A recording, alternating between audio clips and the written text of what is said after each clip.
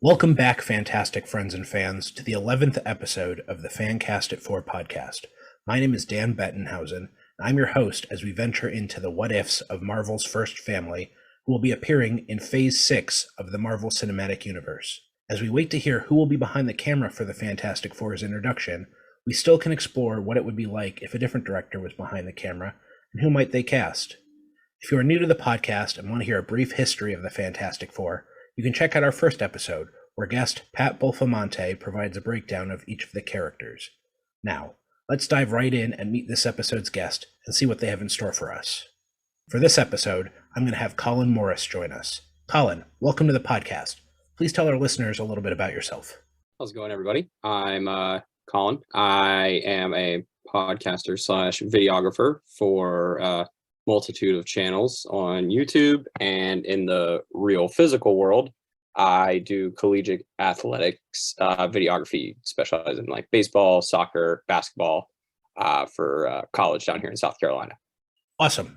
That is wonderful. I mean, I'm a big sports guy myself. Any favorite teams? Are you allowed to say? I mean, do you have to be partial? Yeah. If this were a video show, you could see my Warriors championship banner. Thank you, Steph Curry, for getting me into that.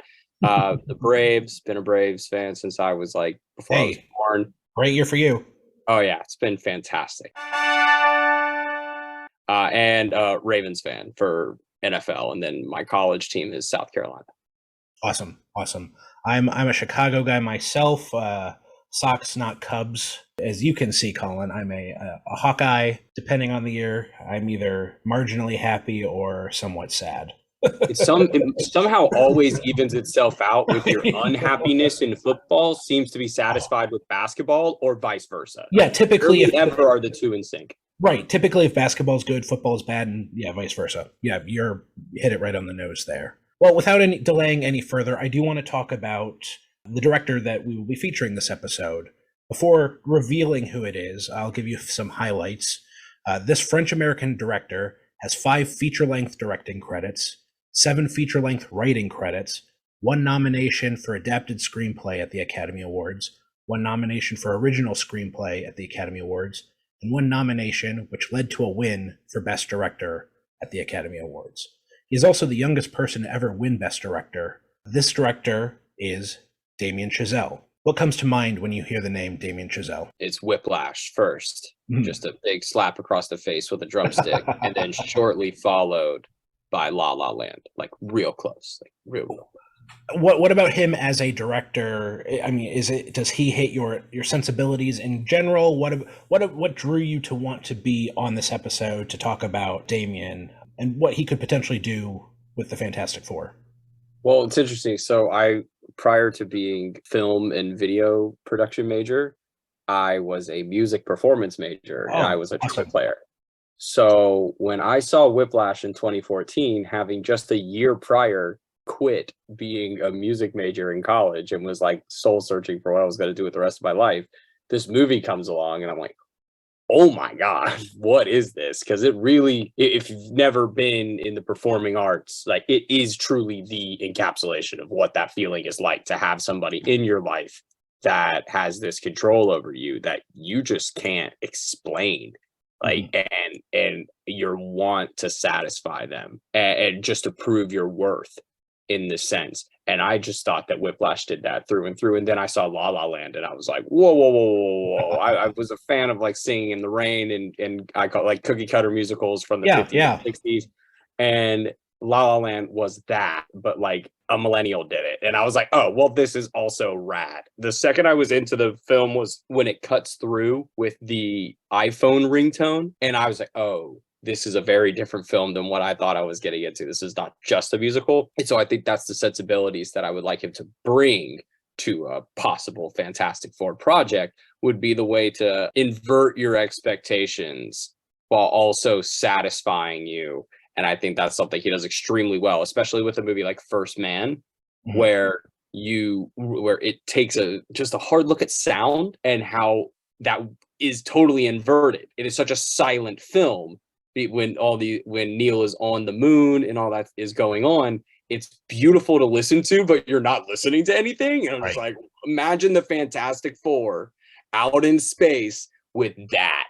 And then, like you could see like the I won't get too deep into my pitch, but like you could see, but the way like sound works, I think is a way that it could really make a unique thing, almost in parallel to kind of like in The Last Jedi, when you have the when the holdo goes right through the thing, like that's just such a unique soundscape that I don't think the MCU really does a lot to kind of get how unique some of the sounds could be. Like I was just watching, I'm such a sweaty, I'm going back and watching my highlights of Game of Thrones.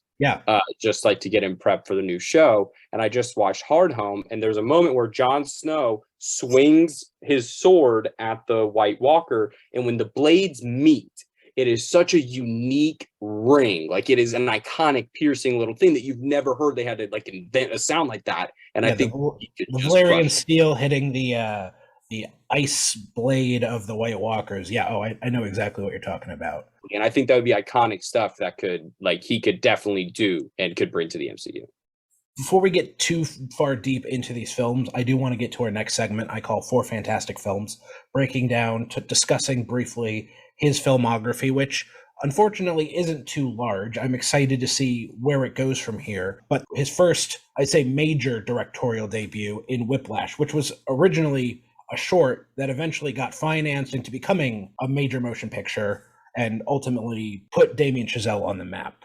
You talked about it a little bit, how much your adoration for it. It is a top 4 movie for me. I think it will stay there. I do not see it going anywhere for some time. Like I said, Marcel the Shell just knocked out my number 5 movie, but Whiplash is staying strong at number 3. It is so iconic to me. Like the way the music is used in that, the way relationships are tackled. It's a really it is really unsatisfactory to watch. Like there is really nothing positive about that movie. Right. It is an experience that exists, and it's kind of like watching the Joker. My definition of the Joker is like you walked into somebody's therapy session, they locked the door for 2 hours, and you weren't allowed to leave, and you didn't even know what you were getting yourself into.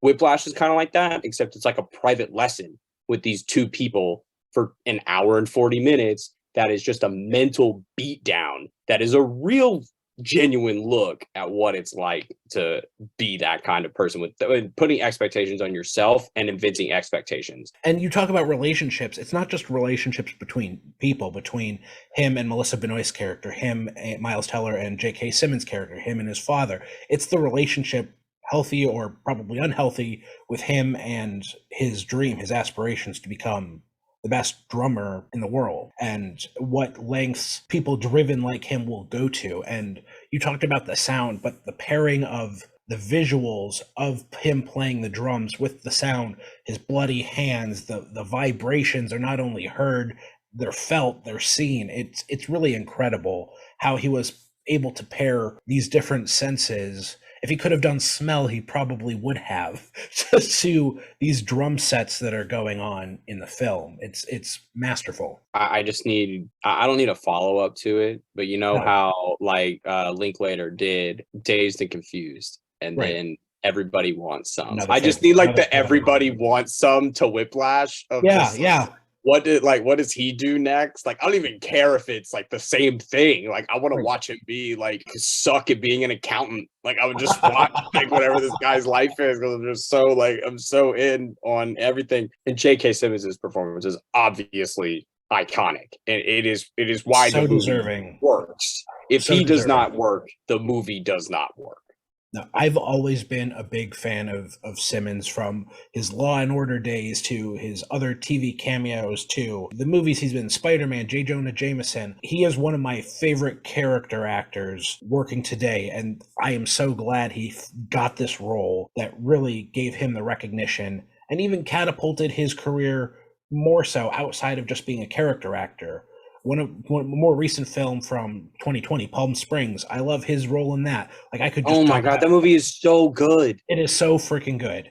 I could talk about J.K. Simmons for an hour if I want, if you really let me. Oh my gosh, he's so good in everything he touches. And here's a transition: his La La Land. Yeah, like the way he does almost the same. And in my head canon, he's totally like maybe had to go like move because people put restraining orders against him in New York City, and now he lives in Los Angeles. Same character from Whiplash, and now he has to run this bar.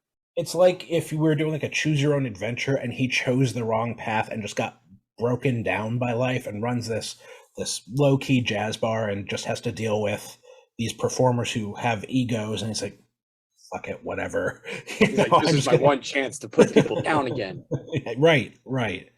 So La La Land. I mean, I think Whiplash, we could have a whole podcast episode just on Whiplash alone, but La La Land, a very unique transition or different step for Chazelle, going from it's a musical thriller is kind of how I associate Whiplash to, as you put it, kind of this cookie cutter musical that, I mean, if you haven't seen it, spoiler alert, that doesn't necessarily have a happy ending like some of your traditional cookie cutter musicals might. So it subverts expectations in that way as well. And it's a movie I really like. I didn't love. If we're in the La La Land versus Moonlight fight for Best Picture, I would have still gone with Moonlight, but I did really enjoy La La Land. Yeah, La La Land has a pretty special place for me. It was one of the first movies my girlfriend and I went and saw when we were together. And I just like fell in love with the songs. I just really love the music. I have it on vinyl. Like I just love like that opening scene. And to me, I had just moved to California. I just moved to the Bay Area. I was living there for two and a half years, and really got like this idea that like we were going to move to Los Angeles. This was going to be my deal, but then had to come back home. And now I listen to that song, and I'm talking about Another Day of Sun. Yeah. And that's kind of like my get up and do something about it song. Cause it's like, yo, people are out there getting up every day, grinding, doing their thing to achieve their dreams. And that's what I love about the lesson of La La Land is sometimes people come into your life at the right time for the right reason to teach you a lesson, and they might not need to stay around. And it's a lesson that like, I think a lot of people in the millennial and younger generation probably have an easier time tackling than people in the X and up generation. Is like you could have multiple people in your life that have this profound effect on you, and they're allowed to have this profound effect on you. And instead of just, you know, keeping to your loop and going through all the daily motions, these people are allowing the little bits. Like if she didn't stop, if she didn't go in, if she doesn't go into the club, she doesn't hear him, he doesn't, you know, ignore her, all these other little bits. It's all the little interactions that add up to something that really makes those people more successful. And if they hadn't come across each other, they both probably would have both been back home doing whatever it was they were doing. They would where we're led to believe that their relationship is the end game, theirs is kind of the stepping stone to where they ultimately end up, and they're probably the better for it. So I say maybe not a happy ending for what could have been for their relationship, but I think ultimately both people are where they want and should be with their aspirations. Emma Stone's character, Mia, still has what looks like a loving relationship, a family, and Zeb is still owning and operating and singing at a club. So again, it's a lot of expectation subverting, but also still telling us that these people are where they need to be. A sneaky great movie to watch if you are thinking about like a change in like your job, or you know, just like a big, like a shift, a move, because it really is about people tackling like that basic instinct of like, is it the easy? It's like the Dumbledore quote. Sometimes it's easy to do. It's just a choice between what is easy, what is right. Like, you know, it's like that kind of thing. Because obviously it's easier to stay with her, but it's not the right choice. The right choice is to pursue your dreams, because that's what you came out here to do. Where you look at Whiplash, I don't know if it's the right choice that he ended up proving Fletcher wrong at the end. It was a kick-ass way to do it, where he really finally gets his approval, gets his moment in front of an audience after getting embarrassed. But again, it's maybe that's where he's supposed to be, healthy or unhealthy as it is. Whereas me and Zeb, that seems like where they're supposed to be, but also in a very healthy way. I just love like his ability to like again saying subverting expectations. Like I feel like the movie that I'm gonna pitch, these characters might not be how you recognize them. They might become those characters, but they might not be those characters when you meet them. And I think Chazelle does a beautiful job of like chiseling away through pain and trials to eventually find the right version of you at the end of each one's of his films. I'm interested to see which one you're going to choose next. So I'm going to stick with the same year. Damien has, as we mentioned, 3 directorial credits right now, or sorry, 4 directorial credits. I'm not going to talk about his first one. I kind of want to talk about the ones Whiplash and on. So he's also a prolific film screenplay writer as well. So I do want to talk about another favorite movie of mine from that year, 2016, that he wrote, not directed, which actually surprised me because this genre is not one I typically tend to, but I want to talk about 10 Cloverfield Lane, which he is credited as writing. Talking about subverting expectations, this movie knocked me out in the best way. I had no idea what to expect. The character choices, the ability to build suspense in both the performances and the writing were immaculate. And I don't know how much he was involved in the writing, if there were more writers than him, but if he had a heavy hand in this, bravo. Yeah, from what I remember, and we are really stretching back to like the AMC movie talk days of like this guy is set to direct the Cloverfield sequel, because that's kind of how it rolls, right? I think that's the storyline. He gets 10 Cloverfield Lane to write and direct Whiplash, which he had just finished the short film version of, gets funding. He's already written the script, which he's already been the person that they brought in to rewrite a script. So this is already the second version of the script. And then he drops out of directing. Dan Trachtenberg comes in and directs a hell of a film. Like, I was like, mind blowing. Honestly, one of the only sci-fi worlds that in at least the last 20 years to me feels so unique, and all these different genre properties have been able to exist in like your wannabe Godzilla found footage movie, and then Cloverfield Lane, which is your, trapped in a house, one location, not really horror, more thriller suspense type deal, when whatever. And then you got Paradox, which is I'd never bothered almost like Star Trek. Like there's moments of that feel like Star Trek and Alien like combined, and so it's just like, how did all this work? And for Chazelle to be able to come in and write something so horribly messed up, like this script is not okay. Like I hope he had fun writing Whiplash, because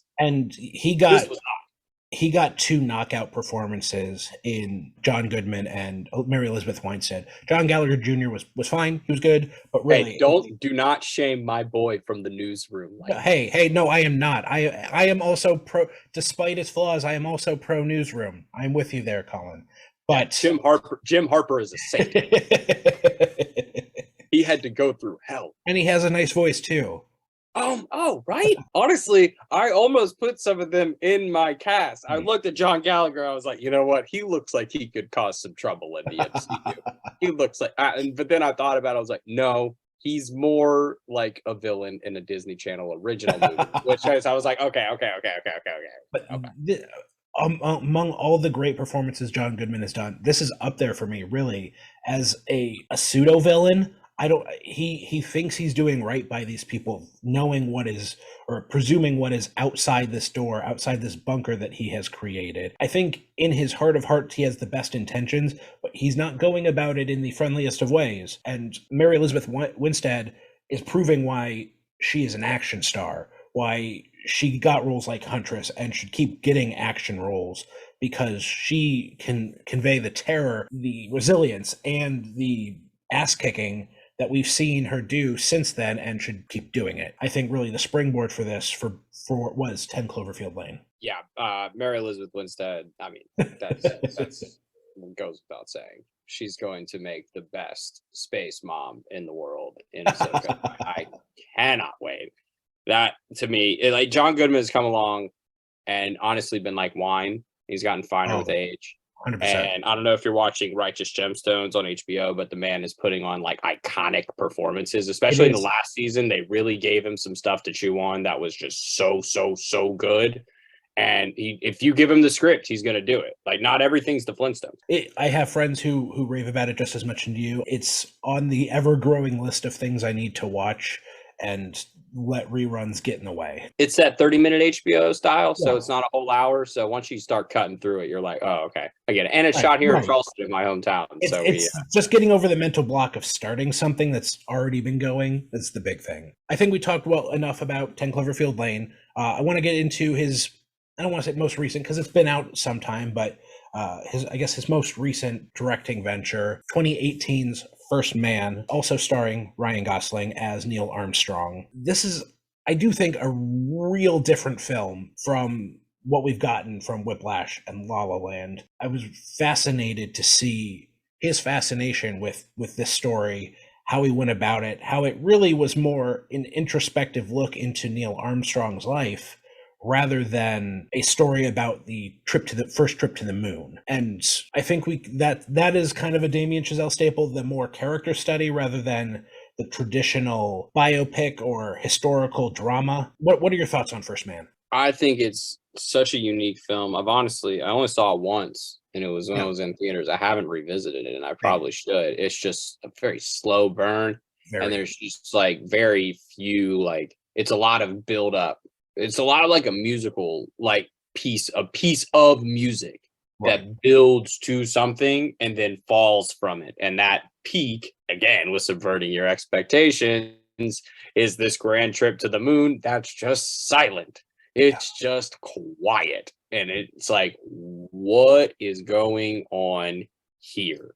It is just such a unique experience that I think if you are a fan of good sound design, I'm pretty sure won the Oscar for sound design, right? I think you're right. Yeah, like, I mean, it was absolutely it was on his game. He was in his bag, as the kids say.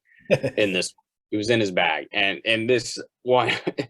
For First Man to be a movie about Neil Armstrong and then just have Ryan Gosling probably give like his most like unphysical performance until he gets into the pod and you actually see the physical beat down on him. The G-force just pounding on him, and they really did a great job.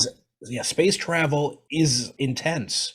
I mean, not that I know, but just I could understand the G-forces, the heat, the velocities being put upon your body is just, you have to be a certain kind of crazy to do it. This film's ultimately about was him coping and grieving the loss of his daughter. And I thought the ending was very poignant, and Ryan Gosling showing why he is more than just a Ken doll in this film, certainly. And no, I mean, no, like I said, I'm actually very excited for the Barbie movie, but like the play on there is that he's not just there for his looks. He is a top-notch actor, and I just personally had an interest in this story because Neil Armstrong is a former member, I guess a member of my fraternity, so I always had an interest in his story. But it was also very interesting to see the dichotomy between him and Buzz Aldrin, this very bombastic personality who would punch people in the face for the conspiracy theories about the moon landing not actually happening. I don't mean this meanly. Neil Armstrong's kind of boring. So he's a real boring guy. Honestly, it's probably what Buzz Lightyear was actually like. Like, if he was a real guy, he's real by the book. He does his job. He shows up to work. It's like if Steve, here's a better example. If Steve Rogers never got the serum, but was a normal guy, he'd probably be a lot like Neil Armstrong, where he was just like, yeah, I'm going to go to work, I'm going to click my ticket, and I just so happen to be an astronaut. And which goes against us as a country, our kind of romantic ideas of space travel and our. No, you want him to be Russell Crowe in Gladiator, like, look at me, I'm on the moon, this is awesome. And he's like, no, one small step for man, one giant leap for mankind. Iconic words. Way to go. Someone else from Buzz would have said some bullshit. Let's be real frank. We are on the fucking moon. Yeah, boys, we did it. We planted this flag. I would been love like, that. take this, Iwo Jima. Boom. Like, Oh man, I kind of want like that other verse story. Like, what if Buzz Aldrin right, was we'll the talk first later. person on the moon? Wait, is that the Buzz Lightyear story though? It might be. Is that where they were like, you know what's a really great space name that people already associate with space is Buzz. Right. Oh, I'm 100% positive Buzz is an homage to Buzz Aldrin. How was that not in the Beyond Lightyear thing we all watched on Disney Plus? Right. I feel like I should have looked at that. That's just like a real simple nugget. Is he still alive? Buzz Aldrin, let me check. I feel like if he's not, like he just passed away. I think recently. right now, before looking, I think he's still alive. Because like I feel like he's still alive. He's 92 years old. Like, 92 years how old. has nobody walked up to him and been like, "So, how are those Buzz Lightyear residuals?" Because how many people named Buzz were in the pop culture guys before Buzz Aldrin? Hey, be careful. He might go start punching Disney execs. I would. Hey, with this current reign of Disney execs, punch away. Start with Bob Chapek. One nice clean shot to the jaw. He's doing the Lord's work, though. At that point, he really is. Well, I mean, hey, just out there punching conspiracy theorists. Keep doing what you're doing. On stage at D23 would be a great place. Oh, I love it. Well, those are our 4 fantastic films, and now I want to start getting into what you're all here for, our fantastic castings. So how this works, Colin will go through his list of Reed Richards, Sue Storm, Johnny Storm, Ben Grimm, Dr. Doom, give a little rundown on why he chose the actors and actresses he's chosen. I will go through my list, do the same. Then we each, in order, will pitch our films and have a discussion about those as well. So without further ado, Colin, let's hear your cast for a Damien Chazelle directed Fantastic Four film. This is, and so these are all people that have appeared in Damien Chazelle films at one point or another, or possibly in his 2023 release of Babylon, because like we said, there's only 3 films he directed that are like theatrical release films and 4 that he's written. So this is a very small list. We are starting first with Mr. Fantastic himself, Reed Richards. Max Minea, you probably know him best as Nick Blaine on The Handmaid's Tale. If you watch that, I do not.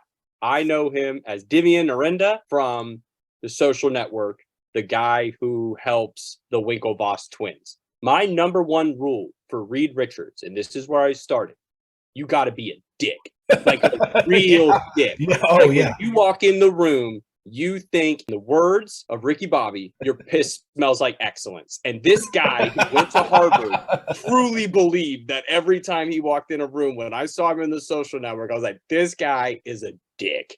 And 100% welcome to the crew. He's a good looking guy too. I'd like to, like, he could be, you know, I picture this Reed as in his early 30s, maybe mid 30s, seen some shit already, but we'll get into the story because my story will probably rock some people's socks. Second up, from Whiplash, playing Sue Storm, the Invisible Woman, is Melissa Benoist, making the transition from DC to Marvel.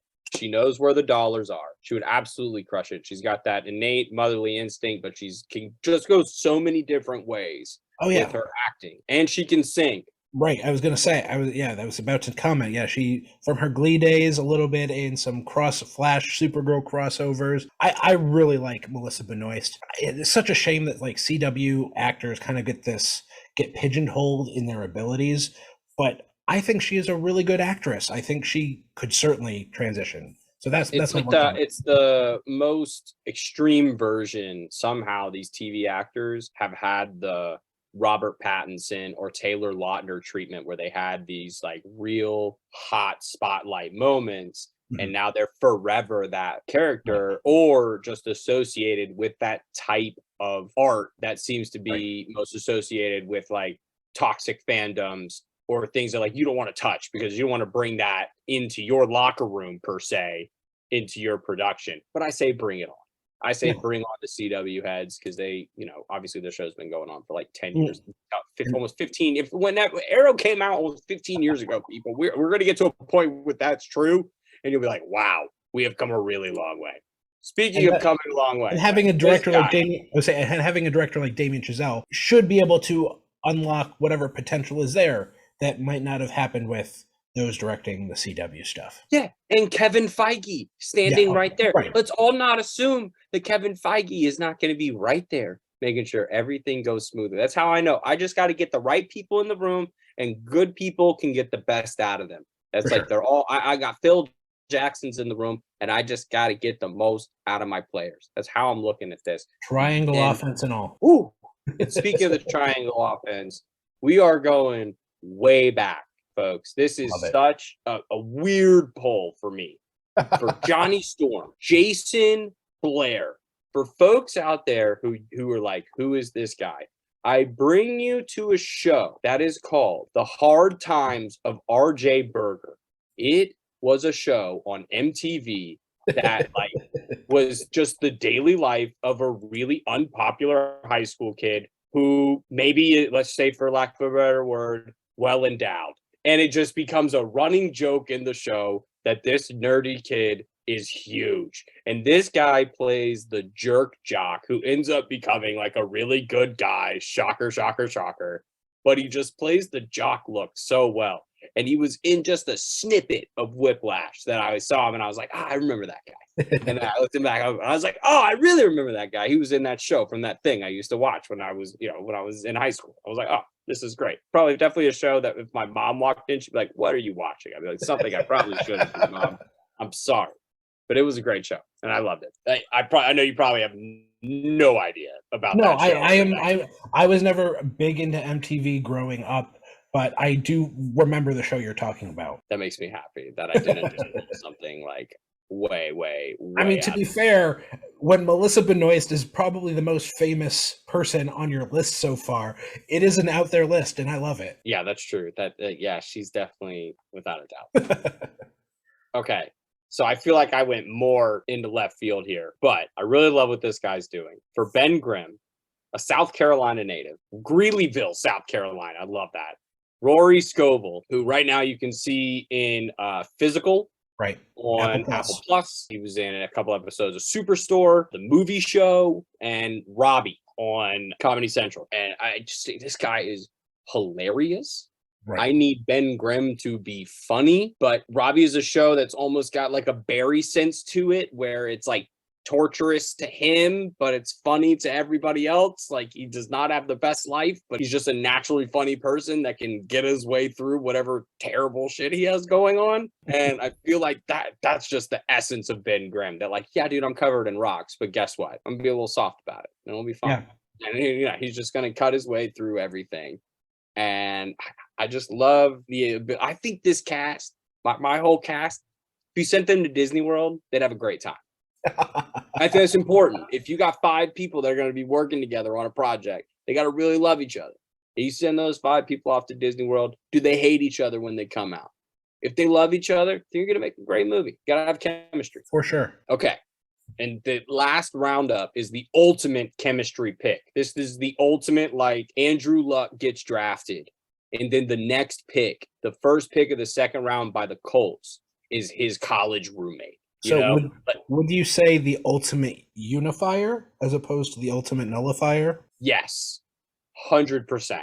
And I am speaking on Josh Pence, the unused face in The Social Network. He was the body double for Tyler Winklevoss in The Social Networks that they used Armie Hammer's face and digitally put it over his for most of the time when you saw him. Very few shots were just him.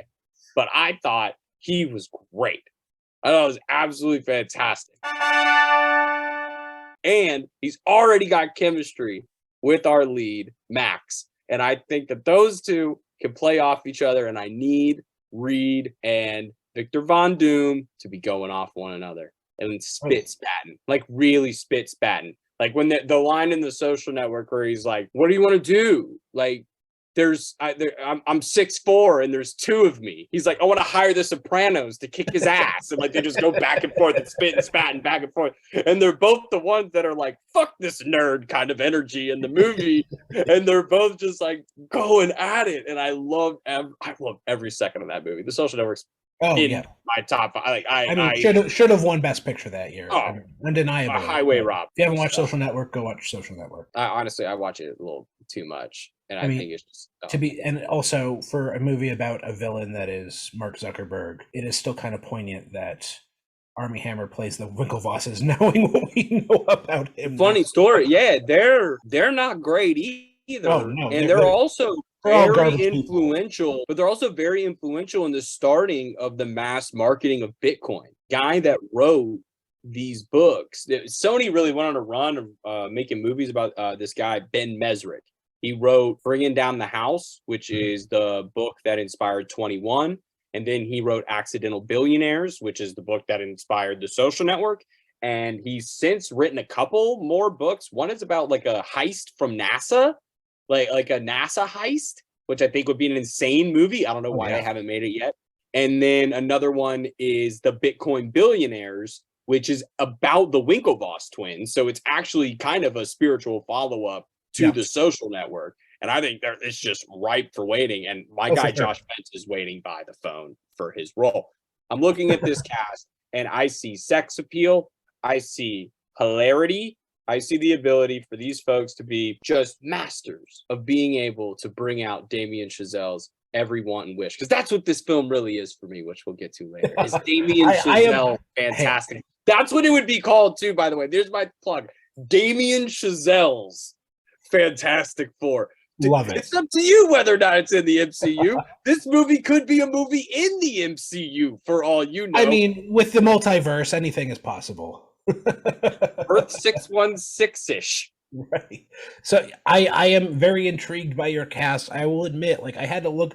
A few of the names weren't familiar, and then I'm like, oh yeah, that guy. Like I said, when Melissa Benoist is Which is that not how Marvel casts their films? Right, yeah, in a lot of ways. Like, at least in Phase 4, like Phase 4, it's really seemed like, oh, that dude from that thing, like Simu Liu, like he was in The Convenience. Kim's Convenience. Yes, Kim's Convenience, and you're like, oh yeah, him, like, the stock photo guy, the stock photo guy. Yeah, like he's the guy, right? Yeah, exactly. And so it's like, oh, it becomes the thing. And I feel like that's the I would for a lot of people. I'd be like, oh yeah, Marvel would be like subverting the expectations. So conversely, once I saw your cast, I had a few made because I knew you were you had some different iterations going around. I'm like, okay, he went with the out there one. I'm going to go with a more traditional cast in this sense. So. Diving right in, Reed Richards. I'm going with an actor who had a part in First Man. And I'm going with the Master Chief himself from the garbage Halo series. Whoa! Are we pausing there? Do we need to talk? Can you give like 2 seconds for? I haven't talked about Halo on the internet at all. As somebody who's played a shitload of Halo. We can like I said, I love Halo. I'm still gonna watch season 2. I did not like the first season. I like this as a prequel to the Chief we know, which having it be built by the people who made the game and the story group, I'm kind of falling into like a Star Wars trap with it where I'm forced to accept that this is the canon that they want to be true. And so if they're telling me that this is how Chief came to truly be like player one, which is like kind of what I was waiting for. I was waiting for this disassociated being to be able to be controlled by either you or some other force. This really gave you an inkling into how something like that would happen with the implants not working. And then, no, we got to go full implant on you in order for this to work. And that's not what I disliked. I think the characters we could just say that. The characters were shit. Yeah, I thought I didn't understand the Quan Ha Soren storyline and how it fit into everything. Because I felt like we had a whole episode focused on them, and then we just forgot about them for 2 episodes, and we don't know what's going on. But that guy plays a great Nazi, though, doesn't he? What's that actor's name? Oh my gosh. Bern Gorman. Oh my God. If he doesn't play or hasn't by now played an SS officer in a film. Maybe if Hydra comes back, he could show up. Oh my God. Put him in as any Baron von whatever. Yes. Please. But, sign me up. Before we go on a tangent even further, I'm good. Let's rein it back. Pablo Schreiber. And I think what you see as him and Master Chief translates a lot to Reed Richards' personality. Focused, meticulous, driven, can fight. And I also think he has a look. For as muscled up as he has to get for Master Chief, he is a tall, kind of slender, even if built person. His IMDb picture does him no favors. No. Let's be very clear. That is a very bad picture, and he needs to fire representation. That has not been fixed yet. They're like, have you seen me with my shirt off in the Halo show? Like, that should be the picture. Yes. But I think he is, I would say, maybe a step up as far as up-and-comer. I don't think mass audience knows who he is yet. The biggest things he's really been in are Halo and American Gods, I'd say, are kind of the two biggest things as far as television goes. First Man, he certainly had an appearance. I think this would certainly be a film that could put him on the map for mass audiences. I think he's a really competent, really good actor, and I think he has the abilities from what we've seen in his past roles to play Reed Richards. I don't know how much I see him being smart because of how, like, it seemed how dumb he was the last time I saw him as Master Chief. It would just be like a total flip. But all I would need to see is him, like, up in front of a board. I mean, you listen to some of the people we've cast as Reed Richards previously, he might be one of the smarter ones. But now, going to Sue Storm, this one, I wouldn't say I struggled with, but I had a lot of different choices. First, I had Olivia Wilde, which I ended up not going with. Then I had Samara Weaving, who I was really close. I was really close to casting her, but I'm going to go with someone who I was originally going to cast as Ben Grimm. That is more as a joke because I wanted to, due to her red hair and the last name being Stone, I kind of just was the only reasons I wanted to cast her as Ben Grimm. So if that doesn't give it away, I'm casting Emma Stone as Sue Storm. I love Emma Stone. I could definitely see those two making babies. Like, that's for sure. Yes. You put Emma Stone in anything and she could probably do it unless it's as an Asian character, which she's gotten plenty of flack for deservedly. But no, I mean, we've seen her be tough, be maternal, be everything you need to be a Sue Storm. And certainly she would be a lead in this movie. She is a lead actress. She is a movie star. And, I'm going to assume every working actor is going to have a role in the MCU at some point. So why not this be hers? Hell, after this weekend, we're recording this on July 27th. We are 3 days post the Marvel panel at Comic-Con. Anything is possible. Bill Murray showed up in a Quantumania trailer, apparently. George Clooney could have a cameo. George Clooney could have a cameo in some small role. The only person I think at this point that is not going to be in the MCU because they would have been in Doctor Strange is Tom Cruise. Right. I think if Tom Cruise might be the only working actor they might not let into the MCU. Maybe Will Smith. Let's get Streep for the MCU.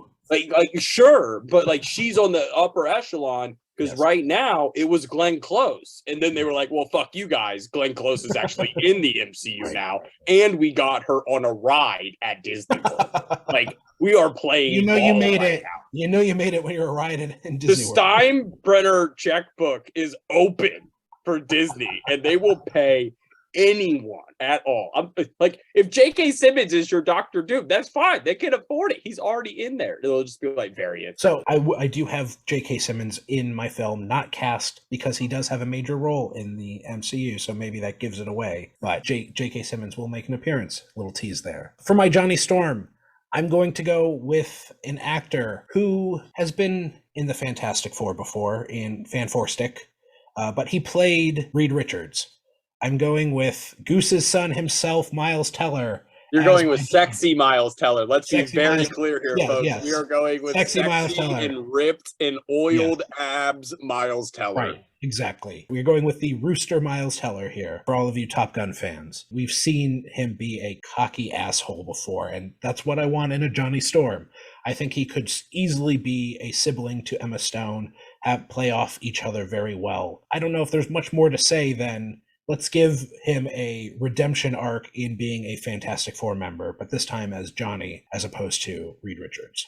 The MCU loves a redemption story. They've done it before. They'll do it again. Now, they haven't done it in property. That is a very bold strategy for Marvel to just kind of give Fox the bird. That's a really like, hey, you guys kind of fucked up. It'd be one thing if they were doing it to Sony, but Fox, less they pretty much own everything that Fox has. So they got to stand at the water fountain with some of the Sony people. Like they have to show up at the same meetings. Like they own the Fox people now. Like they're like, you guys can shut up. No one that worked on that Fantastic Four film currently works for Fox in any form whatsoever. Right. Yeah. Understandably so. Deservedly so. But yeah, I mean, Miles Teller, despite what you think of him as a person, I think is a good actor, can easily play the cocky Spitfire Johnny Storm, and I would love to see him with this current cast, because I think they would certainly have fiery chemistry between what I have. I don't think they'd be as friendly as the cast that you have put together, Colin, necessarily, but I think that certainly the acting ability has chemistry. Yeah, your Fantastic Four seems like they might start on the outs and work their way in. My family starts in and works their way out, right? Like it just seems like everybody has more familiar bonds with each other, and yours would have to be formed over time, which both are complex and enticing stories that I'm very love. Yeah, you'll see. Fun. Hey, don't give anything away now.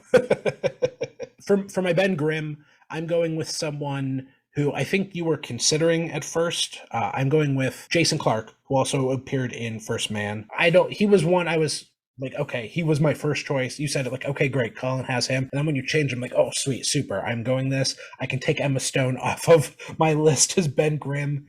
And the thing that really sold it for me, outside of, he's been in like action stuff, he's a serious actor. His role as Jerry West in Winning Time. It's iconic. It's iconic television. Like I don't like the show, but I thought he was great in it. Oh man, I love this. I'm a big. I will say, I love anything that those two put out. Will Ferrell and Adam McKay. I wanted to say James McAvoy, but no, Adam McKay. Right? Those two, their style of just like ripping you out of a situation in a sense of like going into the direct thoughts of what somebody is saying, what they're thinking too, is on display full. I'm a huge Succession fan. Like Succession. Succession. I don't know how much Adam McKay actually has in there. I think he's more just producer in name than actually showrunner. But they definitely took watched The Big Short and they were like, let's make a TV show in the style of The Big Short. Yeah. That's kind of what I think. Less fourth wall breaking, but right. And that's the fourth wall breaking is carried over into Winning Time. And when he does it, man, when he argues with the statue of himself, if he is not nominated for an Emmy, did they not get in time? I don't think Winning Time got anything. That is insane to me. I mean, again, my own disposition. It costs too much money to not get a nomination for anything. Don't quote me on that. I'd have to double check. But that moment right there is really part of the reason why I went with him as Ben Grimm. You could see him looking at himself in the mirror. You want that conflict. Ben Grimm is a character of conflict. He's this really kind, gentle soul who will get in a fight, but he also has this inner turmoil, and that inner turmoil is the key to having a great Ben Grimm. And I think he and Pablo Schreiber could certainly play off as best friends, and that is the main reason. Him in Winning Time was kind of the last domino into me choosing him as Ben Grimm. It got one nomination for Outstanding Cinematography for a Single Camera Series, 1 hour, for the episode Pieces of a Man, which I don't remember off the top of my head which episode. I couldn't tell you off the title. But the cinematography is definitely what sets that show apart from other shows. And I knew a lot of people that had problems with how they would show things in the past with the more filmy footage look, and the more authentic look, but they're creating that in post, which can be very jarring to an audience who grew up with it. Like if you're of a certain Yeah. age, you watch stuff like that. So you could tell when somebody makes it and it's less authentic. Right. I think what they did here, Jason Clarke is just so masterful of understanding himself in the role. I think that's true and key. And I think if he could carry that understanding, regardless of who Jerry West, the real human, thinks he is, that is who the world perceives him as. Right. And when he comes out after the show and says, I don't like it. But then he says all this stuff this offseason about like JJ Redick, like what did he ever do? Average 12 points a game and talk like real shit. Like, dude, you're an 84-year-old man. Shut up. Like you're talking shit to a dude that's like 35 that could come down the street and kick your ass. Like I don't know. I might put money on Jerry West, honestly. Probably would, but JJ Redick went to Duke, so any dude that went to Duke is a little scrappier than most. At least JJ Redick, with being on a team with Carlos Boozer for a little while, I would give him a little more street cred than Jerry West. Yeah. But Jason Clarke just did such a beautiful job that it reminds me of what Anthony Starr just did in The Boys, where he's talking to himself. Yes. And when you know the comic material, he's looking at himself in the mirror as opposed to, he's really talking to a different version of himself in it, and it's more deep. I think your scene of like, you start the scene with The Thing. Right. And you think that he's the one who's the empathetic to the situation and should be more idealistic and positive about it. But what you'll eventually see in the flip of the turn would be it's actually human Jason Clarke who's still in there fighting for the humanistic parts of him. Right. And The Thing is the one who's talking down to him, almost in like a Hulk sense. The Jason Clarke just pulled that off beautifully. Oh, for sure. For sure.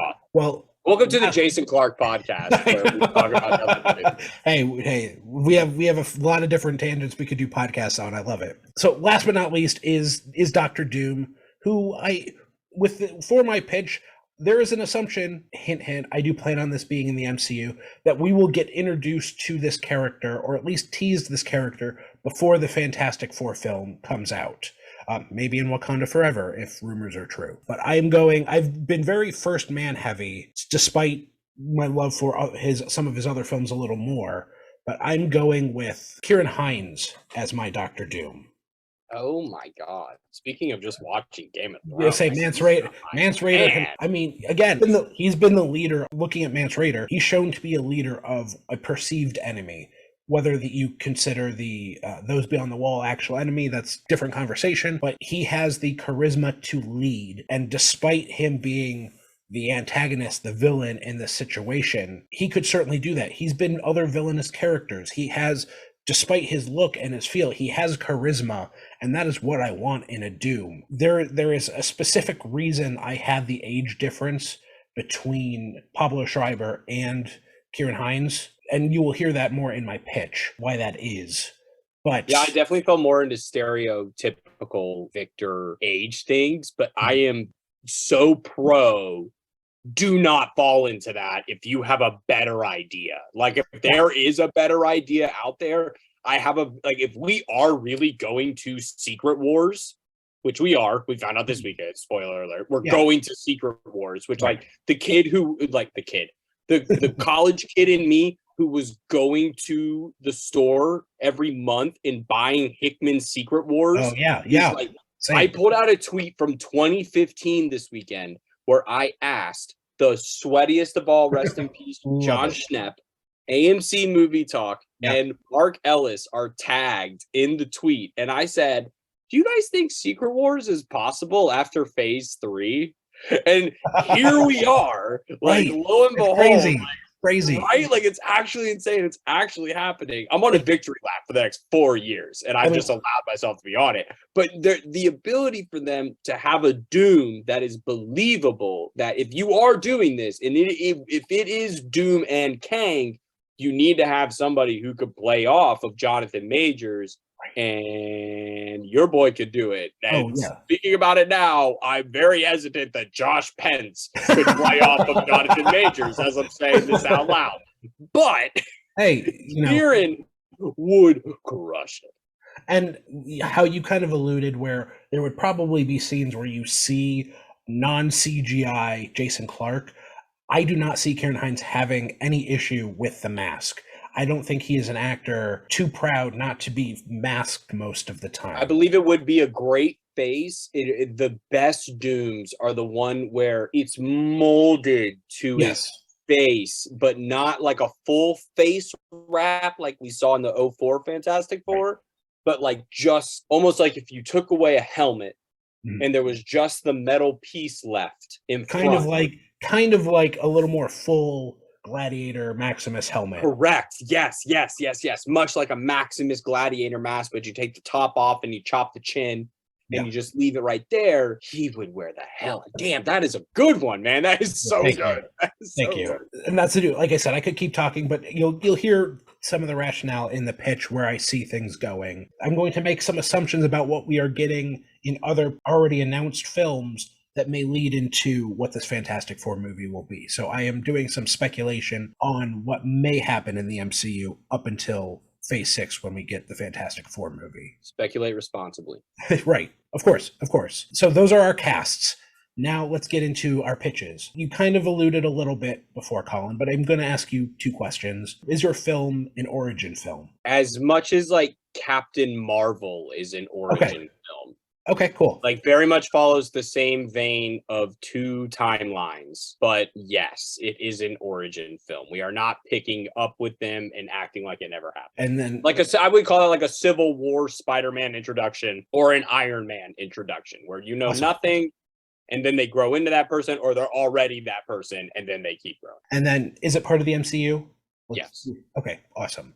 So let's get into your pitch. Okay. The Fantastic Four returns from being lost in space. It is, we'll say, early 70s. So this is probably the earliest point now. We went from probably like World War II to the 90s with Captain Marvel of like some real live action storytelling in that Americana time. We're not going to push that back to the 70s. They're going to be thrust into almost a Captain America on his America tour of like, these are the superheroes. Like they're going to take them and they're going to make them almost pop culture phenomenon stars. And they're going to hate every second of it because of all the shit they've gone through. But as they're making this cookie cutter La La Land set-esque show, which is where we're going to see a lot of the moments happen between these characters, it will cause flashbacks to what happened to them. We'll see the glamification version, almost like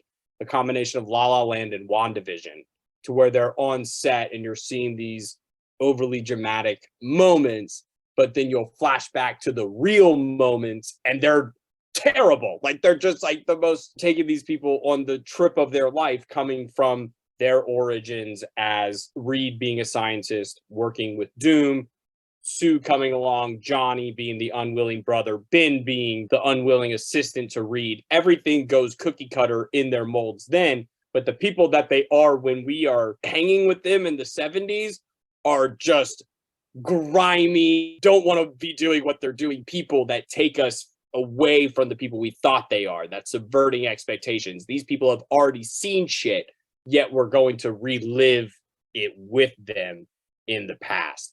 And I see Damien Chazelle really being able to get to the heart of who these people are by showing you who they become based on these terrible things, but it's how they learn throughout the way.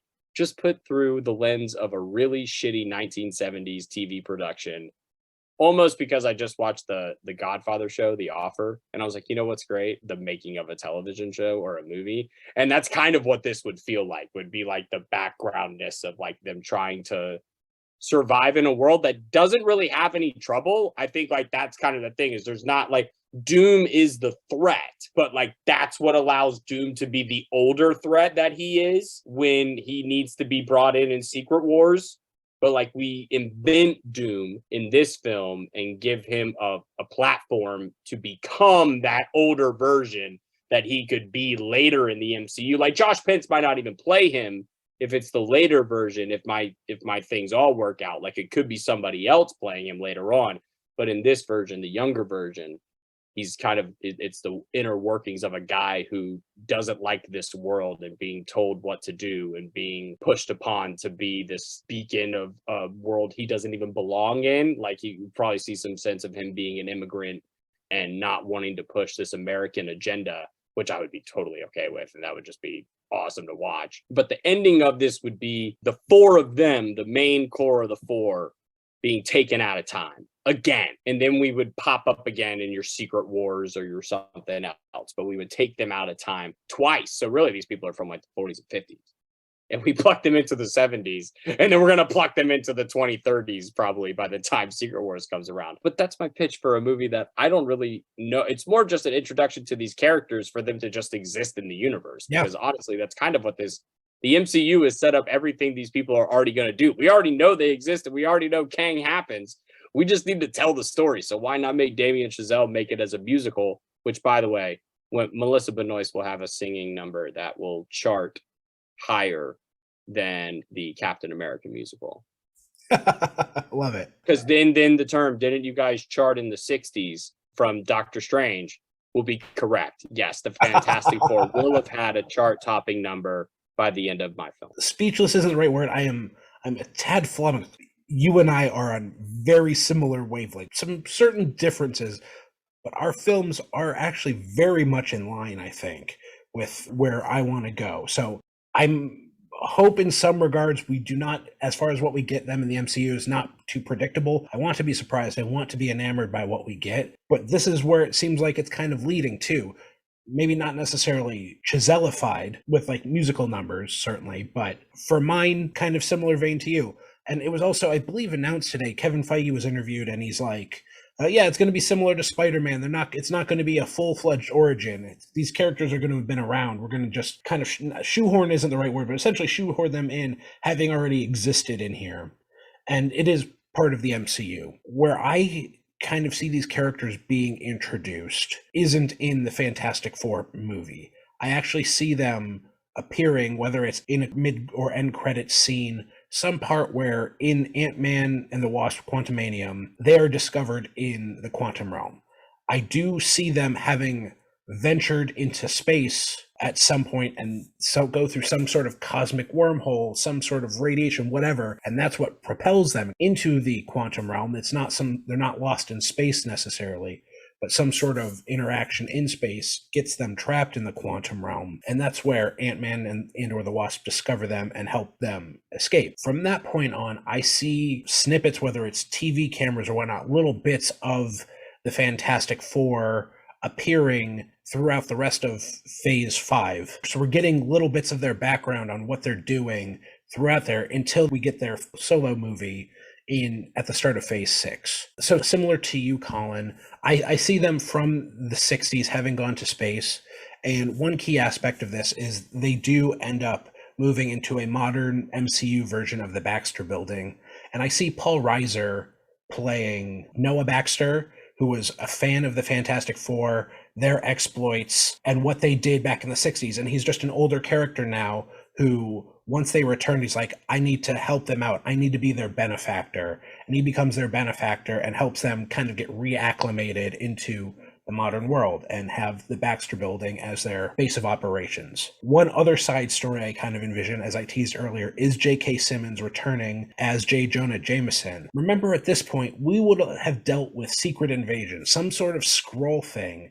And I think on top of Spider-Man, J. Jonah Jameson is now a conspiracy theorist thinking everyone and everything weird is Skrull related. And he is very nervous and concerned about these Fantastic Four characters being Skrull. And everyone is a Skrull to him. So I see side plot getting J. Jonah Jameson not just stuck on Spider-Man, but on the Skrull. And you'll get snippets of him on some sort of podcast or radio show lambasting the Fantastic Four. How do we know they're not Skrull? So that's how I get some more Damien Chazelle actors in here who have also been part of the MCU. Similar to you, I also envision a lot of kind of flashbacks to who these characters were in the 60s, how their dynamics and how their relationships developed.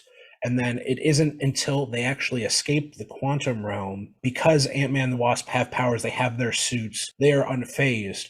But escaping the quantum realm, we start seeing them develop their powers. So we're getting teases here, and it is in this Fantastic Four movie that we're pitching where we see their powers fully developed, and it is them now coming to terms with these powers, and that is ultimately what the movie is. Where Doctor Doom comes in is I don't see him being a major character, but again, I think he is introduced, whether it's fully in Wakanda Forever in an end credit scene, I think it comes down that he is the one puppet mastering a conflict between, I'm going to say, presumably Atlantis, at least Namor's home, and Wakanda. And ultimately, through the news, him returning to America some way, the Fantastic Four see Doctor Doom, see him, and are very confused because he existed and looks the exact same as he did in the 60s. So somehow he has not aged at all from the time he was a professor for Reed, who I see a similar relationship that Fletcher had to Miles Teller's character in Whiplash. Very hard, very demanding on Reed, and that's why Reed became as dickish as he did. So there's not only the anger and fear of him as a supervillain, but also that internal struggle of how hard Doctor Doom was on him as a college student. So I think that all that comes back. We see some of that in flashbacks. Kieran Hines coming down on Pablo Schreiber as a younger man when they're in his study. So that's just more of the flashbacks. We see flashbacks of Sue and Reed's relationship developing. We see Ben Grimm being more kind of the buddy, the defender of Reed. Johnny being tagging along, being just kind of the thorn in everyone's side. And ultimately, while this is not an origin to them, we see throughout phase 4 and 5 the build up to this moment where they ultimately get their solo film. And that is my Fantastic Four movie. It's already better than mine. I'm just going to go ahead and say no. The second you said that he was the same, that Kieran had not aged as Doctor Doom, I was like, okay, I'm in, because this dude might have already figured out the timey-wimey stuff. Yeah. And he's already the villain. He doesn't need to be built. You just need to see him do something so damning. Right. That if he's the one influencing Namor, that's huge. Right. That's really big. And to see that shot in the trailer for Wakanda Forever, where Angela Bassett is standing in front of that tiny assembly of people, not as large as the UN assembly in Civil War, but definitely a large assembly of some sort of state to state, business. Latveria is not out of the question. We are inventing country. We are putting in Atlantis, Wakanda. Latveria is next on the list. I don't think there's anywhere else that it makes too much sense that he is the power broker, even though we have a power broker in the MCU. He is the puppet master of this geopolitical conflict to ultimately use it to gain more power. And there could be very well, whether it's Kang or someone else, be manipulating him without him realizing as well. But that's where I see him fitting in, especially if there is an introduction in Wakanda Forever. Yeah, I'm in. Your story sounds fantastic. The second you were like quantum realm, and I was like, yeah, that's gonna be sick. And then you're sitting there thinking like, oh, that's why Reed's a dick, because it's more of like the Whiplash relationship. Like, right. Yeah. I am 100% sold. That's a go picture, kid. You get your money. Hey, and we weren't that far off, really. I think the wavelengths were generally the same between ours. So I hope in some ways this is what we get, because it seems, I don't want to say the obvious, but a natural progression for these characters. I would love to see Doom being Doom, whether it's through technology or magic or both, because in the comics, he is a master of both. So let's see that shit. Let it go. Just have fun. Just be a fun film. And I think one thing that I'll push back on a little bit is you having them have their discovery of their powers. And I think something that's going to be very hard for the MCU to do is going to make it how do we make powers a burden when in the former films, there were no other superheroes in this world, in their world to this point, right? This guy lighting on fire was crazy. This dude that was stretchy was crazy. But these characters are going to exist in a world that's seen Thanos and that's had half of existence snapped away. Like, and there's also, if anybody wants to mention it, a fucking Eternal sticking out of the Indian Ocean that nobody wants to talk about. And I think that's where we could explore, though, where they have these special abilities but are no longer really considered special, and struggling with that. Like, I think if you were able to explore them, like growing their powers in the 60s as more of that freakish nature, and then coming back and feeling special, but then once they come to the present, they're not. Yeah. Which then you could work in that, how they're, you could bring in a little bit of that Fantastic Four, the Miles Teller and Michael B. Jordan version, where they were more government agents, where you could bring that as that's how they're sent into the realm, into the quantum realm. And you could get a young Hank Pym, that these are five of the finest young minds, or whatever, if Hines isn't there yet, but 4 of the finest young minds that are ready to risk their life for S.H.I.E.L.D., and they could be members of S.H.I.E.L.D. and all that. Certainly. And maybe they're being kept by Bill Murray for safekeeping in Quantumania. I love it. That's a very fair note, and I would probably amend my pitch to that. Like I said, I think we were very much on the same wavelength overall. They're going to have to find a way for this story to not get stale. Like a way for like the discovering your power story. So how do they make that unique?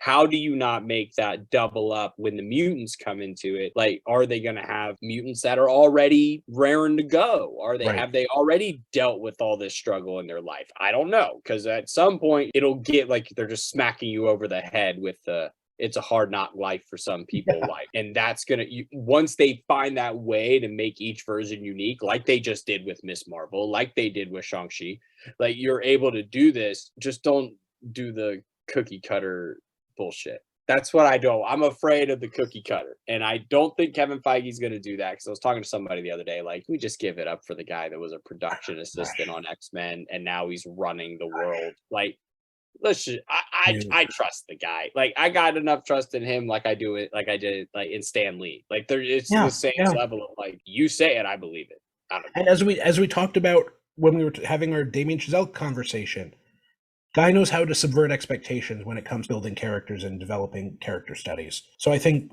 if someone could do it, he wouldn't be a bad choice. Colin, I could keep talking about this with you for hours, but it's probably good that we finally end the show. So there you have it.